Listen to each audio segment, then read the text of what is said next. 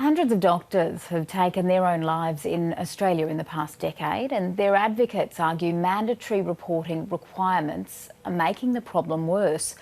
Doctors' groups say the fear of being reported as unfit for work has created a culture of silence around mental illness.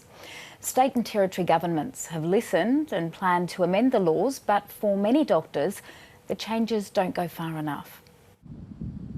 For John Bryant and his father Andrew, a love of cycling always kept them close. Despite their bond, his father's suicide in 2017 came as a complete shock.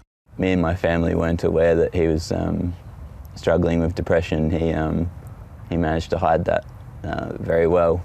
The respected Brisbane gastroenterologist's family was left wondering, was it a fear of being reported for mental health issues that stopped him seeking help? He probably felt that it may jeopardise his job if he did go and seek help. Since 2010, health professionals have been required to report their colleagues to the regulator if they believe their conduct poses a risk to the public. That includes being intoxicated while practicing, taking a significant departure from accepted professional standards, sexual misconduct, or having an impairment. Doctors' groups argue the system has created a culture of fear and resulted in more suicides. Doctors need to think about whether or not they're going to be reported to the medical board and be concerned about whether or not they're going to have their ability, their livelihood taken away from them. After years of lobbying, everywhere except Western Australia will introduce changes to mandatory reporting laws early next year.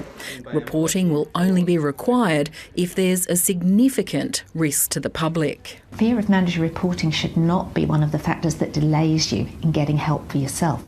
Doctors' groups say the changes don't go far enough. What we would like to see is go back to the Western Australian model where there is no requirement for mandatory reporting. John Bryant will always wish his father had felt safe enough to admit he had a problem. It could have helped him find the help he needed.